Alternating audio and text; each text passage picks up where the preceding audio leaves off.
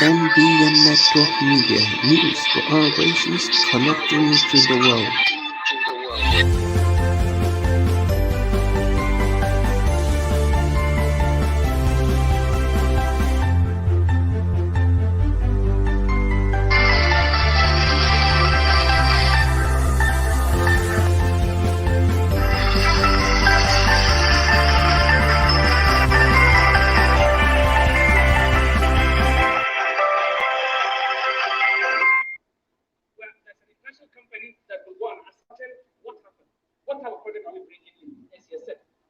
When it comes to Nigeria, we also test. Thirdly, at the port, there are labs. Fourth, all the marketing companies have independent laboratories to ascertain this product is of quality. So for this to happen, it means the system is completely compromised. To bring in aviation fuel oil, that means that it is you want to weaponize it against Nigerians. What if these have been taken an aircraft and they burst into flames? What has NNPC done in the last 72 hours, in the last 48 hours? I want to submit that the NNPC from the group managing director should be summoned, and they should come and explain to Nigeria why we need to be gambling with our lives. The refinery that manufacture or ship this petroleum to this country have an address. The ship or the vessel that imported this petroleum to this country have a badge number, and we have a regulatory body which is Custom Standard Organization of Nigeria and so many other agencies that certify this petrol before it comes into this country. And this petrol, we are certified by all these people before they are brought into this country. I have to add that all these agencies have to be investigated because this problem they brought to this country have caused so many havoc, especially in all parts of the country. And this problem they have caused the importation of these fuel products have really led to a lot of failure in this country. The House wants compensation for Nigerians whose vehicles and equipment were directly affected by the adulterated BMS, as well as revamping of the nation's refineries to prevent a repeat of the incident. My own little addition, Mr. Speaker, is that all innocent Nigerians who fell victim to this adulterated petroleum and their vehicles or whatever they are used have been spoiled should be considered in the investigation so that the person that brought in this toxic petroleum should take the repairs or replacement of all these equipments that our innocent Nigerians have lost. Amendments were made to the motion to extend the scope of the investigation. That the Committee of Petroleum Downstream should ascertain whether the Nigerian specification in respect of the importation, distribution, and dispensing of the alleged toxic petrol in Nigeria from January till date comply with international standards. 3, to investigate the roles played by the NNPC Limited, Standard Organization of Nigeria, SON, Nigerian Customs Service, Nigerian Navy, any other relevant government regulatory agencies, limited liability companies, and even individuals in this unfortunate episode. Urge NNPC to suspend the 4 companies that imported this adulterated fuel that they imported from Belgium, and also direct NNPC to submit the list of the 4 companies to the Committee of Downstream for further investigation. Now let's turn to the Senate, where lawmakers were concerned about the defection of the former Deputy Minority Leader, Emmanuel Boache, after which he was named as Chairman, Senate Committee on Appropriation. Now the Senate also deliberated on the Pension Reform Act and more. Take a listen. The 2023 general election is just a year away, and a common scenario in Nigerian politics during political season is the prevalence of politicians abandoning their parties to form alliances with other political parties. True to form, federal legislators have been exiting their parties for greener pastures in other political parties. Recently, some federal lawmakers have jumped ship from the opposition PDP to the ruling APC, namely Senator Stella Odwa, Lawalanka, Hassan Gusau, Sahabi Yao, Peter Mwoboshi, and Elisha Abu. Last Thursday, the Deputy Minority Leader, Senator Emmanuel Kwacha, decamped from the opposition PDP to the ruling APC. He explained the reason for his decision during Tuesday's plenary session. Mr. President, I say I have opportunity to breathe freely because of a deliberate isolation and huge divisions in the party in my state. Which party? Oh, okay. The huge division and factionalization from my state, which also translates to the national, because I'm the national officer of the party and a member of NEC. Mr. President, I had to leave because I seek to breathe better. This day, I announce henceforth my exit from the People's Democratic Party and to join the governing party because of visible presence of the party in my senatorial district. And I say this without fear of contradictions. I have said it to the world that my constituents are happy about this movement because of what they have seen on ground in Taraba South Senatorial District. Senator Kwacha's defection brings the number of APC senators to 70, while the PDP has 38 senators and the YPP has 1. A member elected. But his colleagues in the PDP were of the opinion that there should be consequences for his defection. Mr. President, the law is clear. A member elected on the platform of political party retains his seat until the end of that tenure, except there is a division of that political party or there is a merger. And that is what the provision says. And it went further to say such evidences must be brought to the house. That means that you must be previously informed and you will let us know that the member is moving because of this. But our former member said he was leaving to go and breathe fine air, good air. He didn't say the party was divided. He didn't say there was a merger of other political party. This letter signed by your national chairman. This letter says the PDP Senate caucus has duly informed the national headquarters of the party, and it's like the national headquarters has accepted and already nominated somebody to replace the single senator who has moved to APC.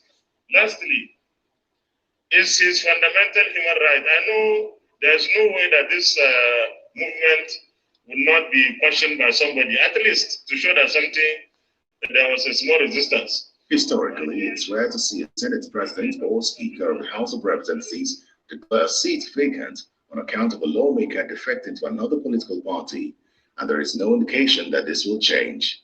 In the meantime, the difficulties faced by pensioners in accessing retirement funds, as well as the administration of the pension system in Nigeria, was a matter for debate on the floor of the Senate during Wednesday's plenary session. A federal lawmaker, Senator Ali Wamako, is seeking to amend the Pension Reform Act 2014 to provide for a definite percentage which a retiree can withdraw from his retirement savings account. The relevance of this amendment will not be overemphasized.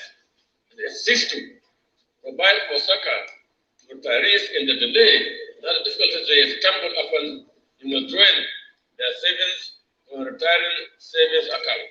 These Nigerians who have retired from service after several years serving the nation have found it very difficult to be honest with their pension savings in this new arrangement.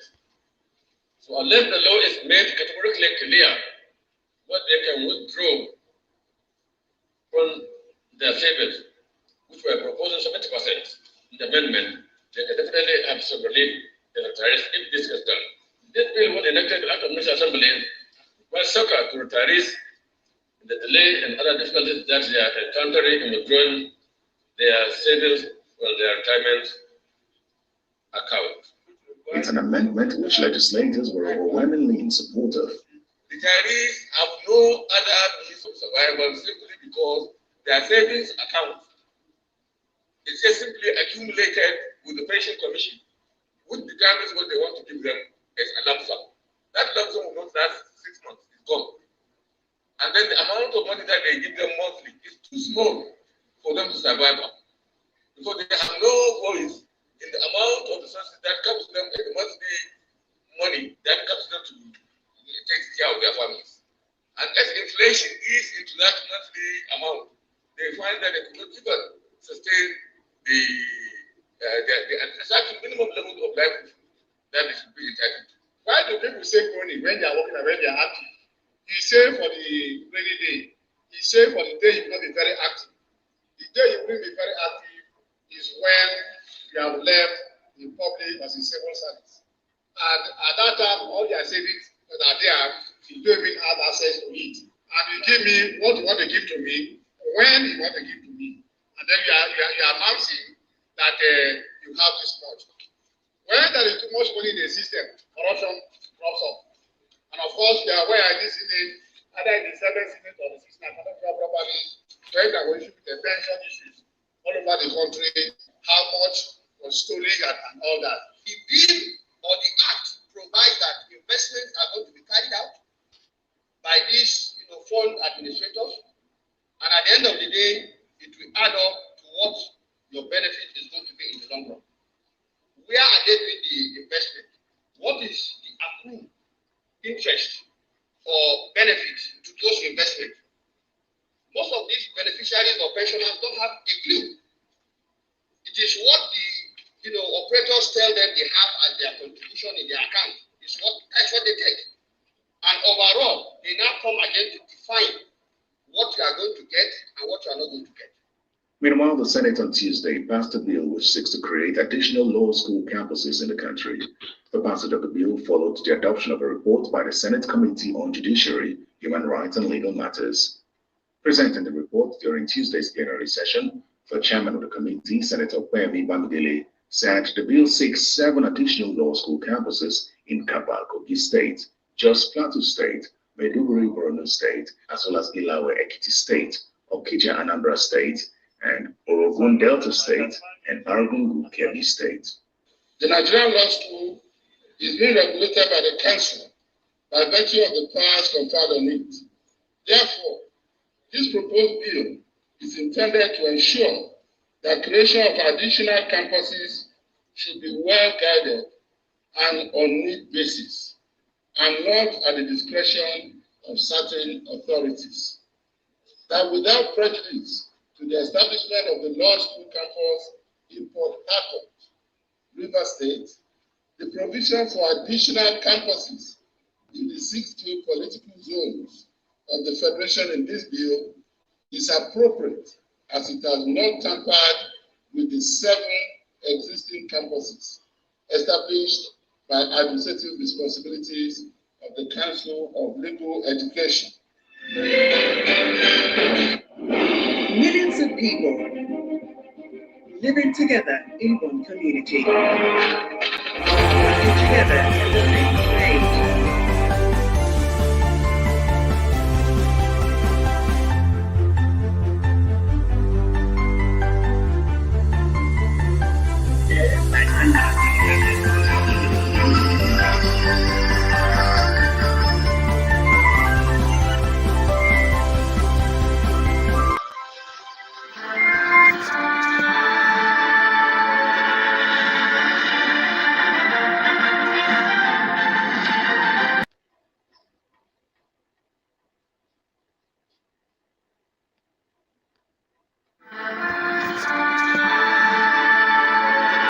This is MBN Network Media, news for all races, connecting you to the world.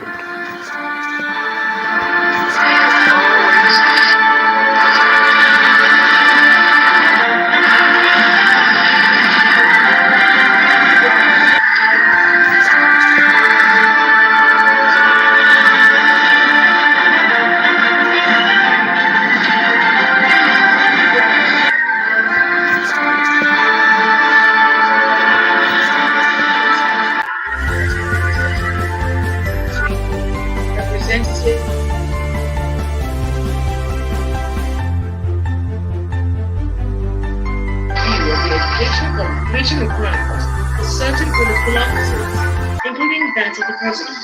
The state legislators are important for making laws to govern the state in the interest of the people. The office of the governor is the highest political office in the state. The federal legislators are important for making laws in the interest of the nation. The office of the president is the highest political office in the land. If a managing director who holds an equally strategic position in a company within this country cannot be employed without a university degree or its equivalent, why should the above political offices be held by people without a university degree or its equivalent? The bill was not debated and lawmakers voted in support of it as it scaled second reading. In the meantime, the lawmakers are concerned about online advertising and sales of drugs. They're worried that most drugs and drug-related products advertised online do not meet the standards set by the law and expose the public to health risks and possibly death.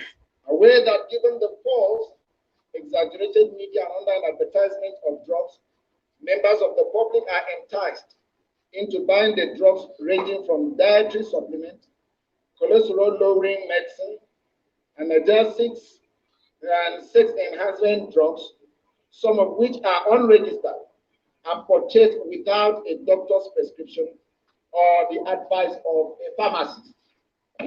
Meanwhile, like the Senate, the House considered and adopted a bill to address sexual harassment in tertiary institutions. The bill seeks to promote ethical standards in tertiary institutions as well as protect students against sexual harassment by educators in tertiary institutions. The bill also proposes up to 14 years jail term for offenders. And purchased without a doctor's prescription. During Wednesday's plenary, lawmakers debated a bill to amend the National Health Act of 2014, specifically Section 46, which prohibits public officers from seeking medical health abroad using public funds. This is an act of the National Assembly, and I have the gazette here. So I am not the one that made this law. I'm only trying to cure the defect in the act, because there is no punishment for flouting it. What I think my colleagues should have done is we should look at the act itself, the amendment is making, and the amount, but it said 500 million. Since an act is existing, what we are saying is that is it possible to be to allow a lacuna and have said something is wrong, but no punishment is preferred? The bill, which proposes a 7-year jail term or a 500 million naira penalty, was adopted and scaled second reading. In a related bill, a lawmaker proposed an amendment to the Trade Dispute Act to prevent medical practitioners employed by the federal, state, and local governments from embarking on strike, but he was cut short by a point of order citing violation of the Constitution. I've lost so many of my loved ones through strike by medical doctors and all this. And I feel that if we can checkmate them, we will save lives in Nigeria. We are not saying they will be forced. I'm okay now. What it means is that at all times, at all material times, they must be forced to work, whether the conditions are proper or they are not proper. I think it runs contrary to this very important constitutional provision, which is contained in Chapter 4 of this Constitution. His point of order was sustained by the Deputy Speaker, as the sponsor of the bill was eventually compelled to step it down. But I'm referring you to the oath of office that you took. You are now bringing your personal matters. But from the day you took that oath of office, you have sworn to Nigerians, you will not allow your personal influence. Okay. Mr. Speaker, I'm stepping it down for now. Thank you. Yeah. Meanwhile, following the increasing rate of killings for ritual purpose, the House of Representatives is calling for the declaration of a national emergency on ritual killings in Nigeria. The House is also calling on the National Orientation Agency, parents, heads of schools, religious leaders, and the media to undertake a campaign to change the negative narrative bedeviling the society. The Deputy Minority Leader, Tobi Okechukwu, who moved the motion, expressed worry that while youth in and other climes are embracing science and technology as a way of maintaining pace with our dynamic world, some of our youth seem stuck in the mistaken belief that sacrificing human blood is the surest route to wealth, safety, and protection. They are worried that while youth in other countries are embracing science and technology as a way of maintaining peace with a dynamic world, some of our youth seem stuck in the mistaken belief that sacrificing human blood is the surest route to wealth, safety, and protection. They are also alarmed by the moral decadence in our society trend that has promoted the gate-free syndrome amongst our youth. They are mindful of the role of the Nigerian movie industry in molding behavior patterns in our society, preserving the mandate of National Film and Video Censors Board as a clearinghouse for movies produced in our country. They have therefore resolved to declare a national emergency on ritual killings in Nigeria, and call on national orientation agencies, parents, heads of schools, religious leaders, and the media to undertake a campaign to change the negative narrative that is developing our society. Outside the chamber, the House of Representatives commenced investigation into unclaimed 1.3 trillion naira in Nigerian commercial banks. Chairman of the ad hoc committee set up by the House, Unyime Idem, stated that the investigation became imperative as the country's budget deficit continues to increase. According to him, these deficits are being financed by domestic and foreign loans, which are no longer sustainable. These deficits are being financed by domestic and foreign loans, which are no longer sustainable, as the debts are mounting in the face of dwindling resources. And on the other hand, our nation is faced with multifaceted challenges, ranging from insecurity, high rates of unemployment, and hyperinflation, to mention just a few. The core objectives of this committee's assignments is to recover any hanging funds that are currently in the hands of unauthorized persons/individuals and corporate bodies. Review of the Central Bank of Nigeria Intervention Funds/Scheme from year 2000 to 2021 in order to evaluate its impact and also conduct an assessment in its operation. Well, that's the gavel. Send an email to thegavel@channelstv.com.